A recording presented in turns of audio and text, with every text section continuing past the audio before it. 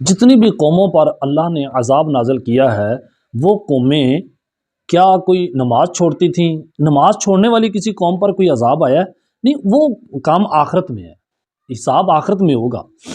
دنیا میں جس قوم پر عذاب آیا ہے، قوم عاد ہے، قوم سمود ہے، قوم لوط ہے، قوم نوح ہے، یہاں جتنی قومیں ہیں بنی اسرائیل میں بڑی بڑی بستیاں اللہ نے ہلاک کی ہیں، کیا ان میں کوئی عبادت و ریاضت کرنے والے لوگ یا ان کی انکاری کرنے والے لوگوں پر کوئی اللہ کا عذاب آیا ہے؟ ایسی بات نہیں ہے۔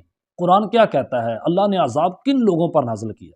اور ایک جگہ پہ تو اللہ تعالیٰ نے ارشاد فرمایا ہماری عذاب بھیجنے کی جو نشانیاں ہیں ان میں ایک نشانی یہ ہے کہ ہم آپس میں لوگوں کو لڑا دیتے ہیں، لوگ پھر آپس میں لڑائیاں کرتے ہیں، آپس میں جھگڑے کرتے ہیں، تو یہ اللہ کی طرف سے ایک عذاب ہوتا ہے۔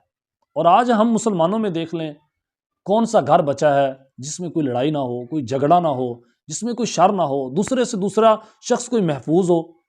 کون سا بازار بچا ہے، کون سی کوئی جگہ بچی ہے، کون سا کوئی محلہ کوئی شہر بچا ہے، کون سا کوئی گاؤں بچا ہے جس میں لڑائیاں اور جھگڑے اور فساد نہ ہو؟ یہ اللہ کا عذاب نہیں تو اور کیا ہے؟ کوئی اوپر سے کوئی ستارہ آ کے گرے گا اسے ہی عذاب مانیں گے، یا زمین پھٹے گی اسے ہی عذاب مانیں گے؟ پھر بھی آپ سائنس کی کوئی بات آگے لے کے آ جائیں گے، نہیں جی یہ ہوا، شہاب ثاقب کو گرا، یہ معاملہ بنا ہے۔ جس نے نہیں ماننا اس نے نہیں مانا۔ تو قرآن کیا کہتا ہے اس معاملے میں کہ جو عذاب آئے ہیں قوموں پر وہ کیوں آئے ہیں؟ تو اللہ تعالیٰ قرآن پاک میں سورۃ انبیاء میں ارشاد فرماتا ہے وَكَمْ قَصَمْنَا مِنْ قَرْيَةٍ كَانَتْ ظَالِمَةً وَأَنشَأْنَا بَعْدَهَا قَوْمًا آخَرِينَ۔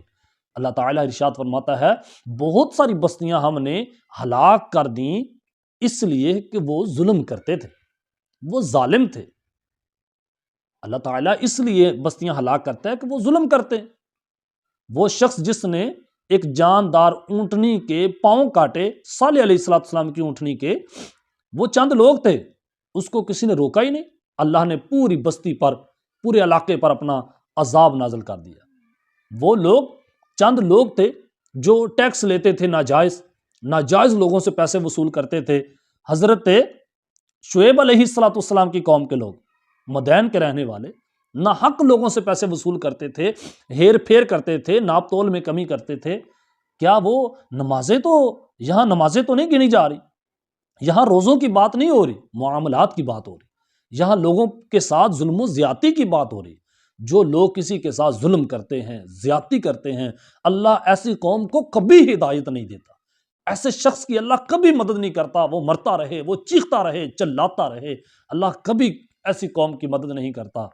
اللہ ان لوگوں کی مدد کرتا ہے جو اللہ کے بندے بن کے رہتے ہیں، جو کسی کو تکلیف نہیں دیتے۔ نبی کریم صلی اللہ علیہ وسلم سے عرض کی گئی یا رسول اللہ صلی اللہ علیہ وسلم اصل میں مسلمان کون ہے؟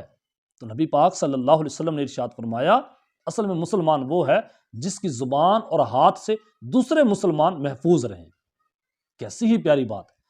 اور ایک دن حضور علیہ الصلوۃ والسلام نے ارشاد فرمایا ایسا کوئی گناہ نہیں ہے جس کی سزا اللہ تعالیٰ دنیا میں اس کو جلدی دے، ایسا کوئی گناہ نہیں ہے سوائے دو گناہوں کے جس کی سزا اللہ تعالیٰ جلدی دیتا ہے۔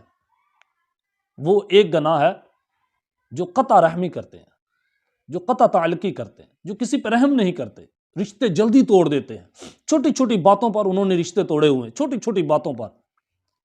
ایسے تو بچے بھی شام کو لڑائی کریں صبح بچے صلح کر لیتے ہیں، انہی میں ہی کھیلتے ہیں۔ ہماری عقل تو بچوں جیسی بھی نہیں ہے، چلو بچے ہی بن جائیں تب بھی اللہ تعالیٰ ہمیں خوشیاں دے۔ جب بچے تھے کتنے خوشحال تھے، وہ اس لیے کہ بچوں کے دلوں میں جیلس پان نہیں ہوتا، بچوں کے دلوں میں کوئی حسد نہیں ہوتا، کوئی بغض نہیں ہوتا، بچے ان چیزوں سے ماورا ہوتے ہیں، بچے ان چیزوں سے نکلے ہوئے ہوتے ہیں، اس لیے بچے اپنی زندگی خوشحال گزارتے ہیں۔ جب ہم بچے تھے تب کتنے خوشحال تھے، جب ہم بڑے ہوئے تو کیا ہوا، ہم باتیں محسوس کرنے لگے۔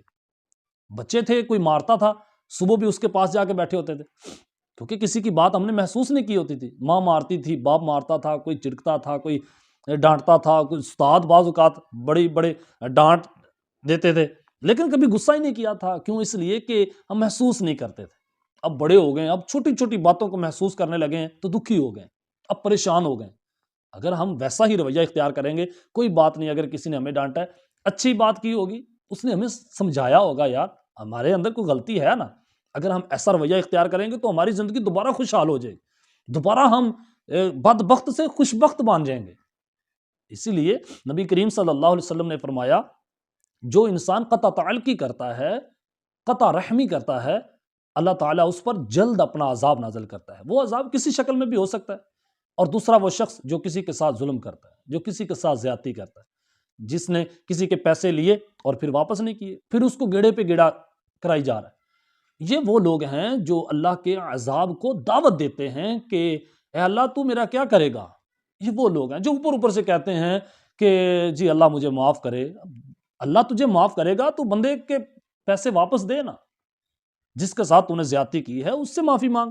جب اللہ نے ایک قانون بنا دیا ہے کہ بندے سے معافی مانگے گا تو اللہ تجھے معاف کرے گا، وَلَن تَجِدَ لِسُنَّتِ اللَّهِ تَبْدِيلًا، اللہ کوئی کام بھی اپنے قانون کی مخالفت میں نہیں کرتا، اللہ اپنے قانون میں کوئی تبدیلی نہیں کرتا۔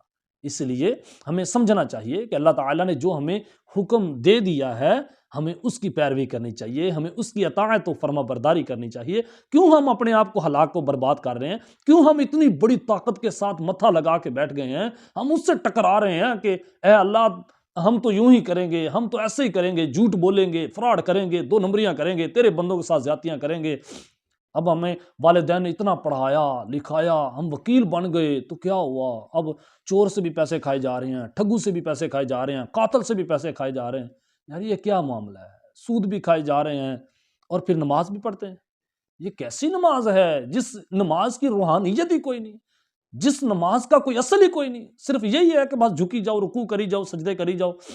علامہ اقبال نے کیا خوب کہا تھا، کیا خوب کہا تھا کہ تیرے سجدے کہیں تجھے کافر نہ کر دیں اقبال، تیرے سجدے کہیں تجھے کافر نہ کر دیں اقبال، تو جھکتا کہیں اور ہے، تو جھکتا کہیں اور ہے اور سمجھتا کہیں اور ہے، تیرے دل میں کچھ اور ہے، جھکتا تو کہیں اور ہے، سجدوں کے عوض فردوس ملے، یہ بات مجھے منظور نہیں، بے لوث عبادت کرتا ہوں، بندہ ہوں تیرا مزدور نہیں۔